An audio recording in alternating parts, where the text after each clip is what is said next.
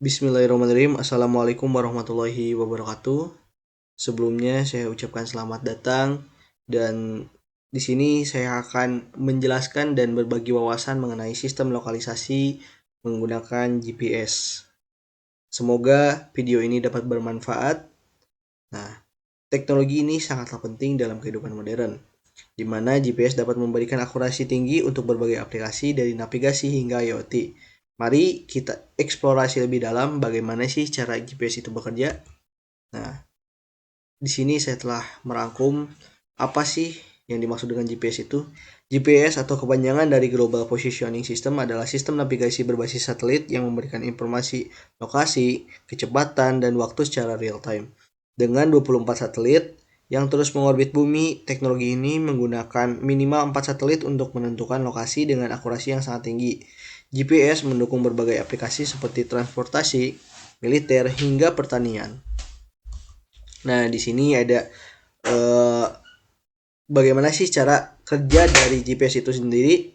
Nah, GPS itu bekerja sesuai dengan teori relativitas Albert Einstein, di mana memainkan peran penting dalam teknologi GPS ini. Teori yang diaplikasikan dalam kehidupan nyata untuk mendukung kinerja dari GPS.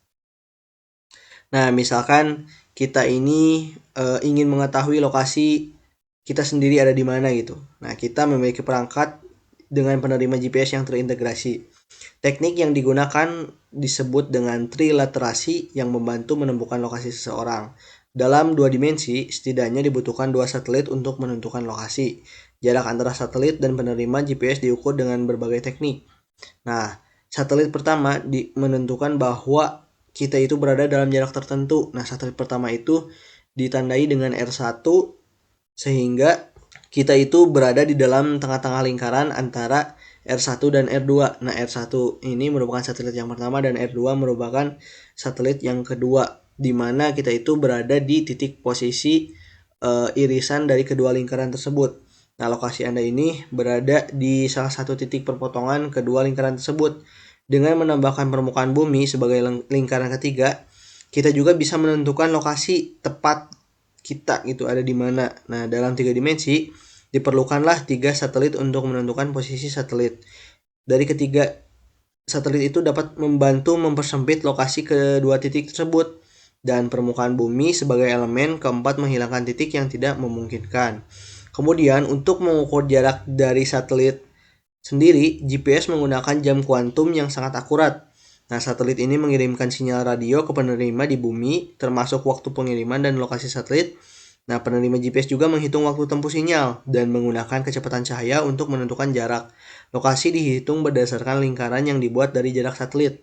Nah, untuk perhitungan dari jarak titik kita sendiri, kita ada berada di mana dan jarak dari satelit ke titik kita itu kita bisa menghitung dengan formula yaitu T2 dikurangi T1 dikali C cahaya atau kecepatan cahaya. Nah, namun jam pada perangkat penerima juga seperti smartphone ataupun yang lainnya tidak seakurat dengan jam atom yang ada pada satelit. Perbedaan waktu kecil atau waktu offset dapat menyebabkan kesalahan pengukuran besar.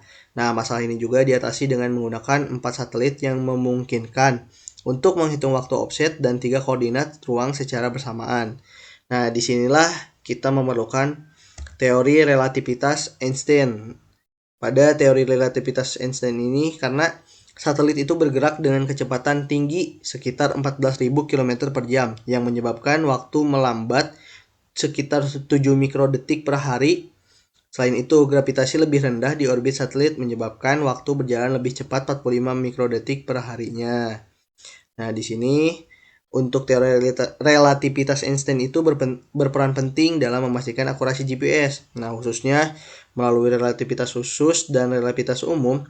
Relativitas khusus satelit GPS yang bergerak dengan kecepatan tinggi sekitar 14.000 km per jam mengalami pelambatan waktu atau time dilation yang dihitung dengan formula delta T yang telah bisa kita lihat di slide. Nah, di mana delta T sendiri adalah waktu yang diukur oleh pengamat bergerak, sedangkan V adalah kecepatan satelit dan C adalah kecepatan cahaya. Akibatnya jam satelit melambat sekitar 7 mikrodetik per hari dibandingkan dengan jam di bumi. Kemudian relativitas umum juga berkontribusi karena gravitasi bumi lebih lemah pada orbit satelit, yaitu 20.000 km di atas permukaan bumi. Jam satelit berdetak lebih cepat sekitar 45 mikrodetik per hari dihitung menggunakan formula yang di bawah ini. Delta T sama dengan, nah di mana nilai V adalah potensial gravitasi. Nah, koreksi total 38 mikrodetik per hari ini dikompensasi dalam sistem GPS agar tetap akurat menghindari kesalahan posisi hingga 10 km per harinya. Mungkin itu saja pengantar dari cara kerja dari GPS.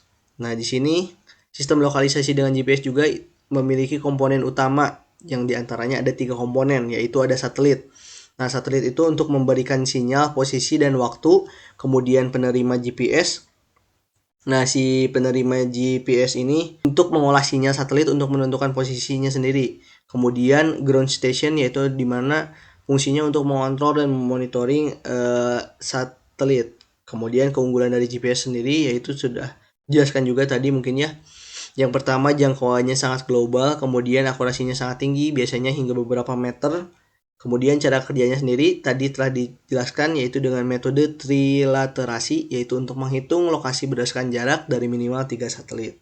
Selanjutnya, di sini saya telah merangkum beberapa modul GPS yang biasa digunakan di penelitian ataupun di riset, di mana u-blox Neo 6M, kemudian SIM 808, kemudian ada SIM 868.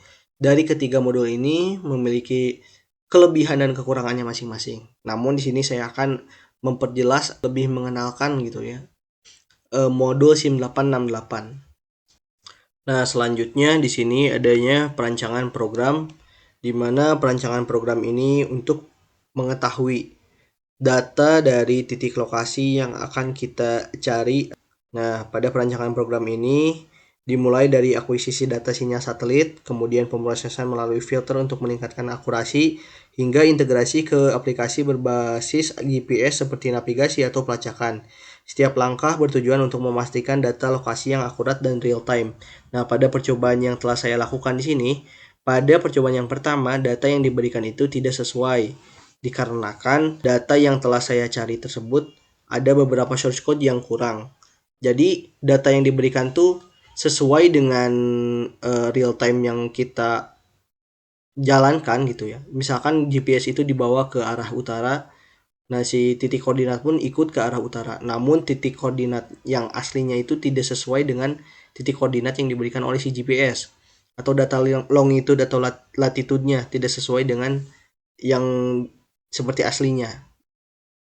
Kemudian setelah ditambahkannya filter untuk menyaring data tersebut lebih baik dan lebih jelas lagi, kemudian ditambahkanlah beberapa source code untuk melengkapi kekurangan dari source code yang telah saya gunakan tadi.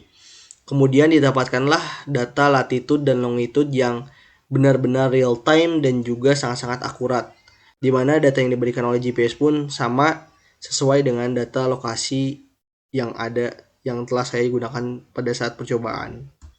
Mungkin itu saja yang dapat saya sampaikan. Kesimpulannya, GPS merupakan teknologi navigasi berbasis satelit yang membutuhkan minimal 4 satelit untuk menentukan lokasi secara akurat. Sistem ini juga menggunakan metode trilaterasi, di mana jarak ke satelit dihitung dengan kecepatan cahaya berdasarkan waktu pengiriman dan penerimaan sinyal.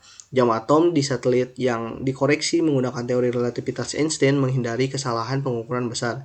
GPS gratis untuk digunakan, tidak memerlukan internet, tapi assisted GPS dapat meningkatkan kecepatan akses jika diberikan akses internet. Teori relativitas Einstein memainkan peran vital dalam memastikan akurasi GPS yang digunakan dalam berbagai aplikasi sehari-hari.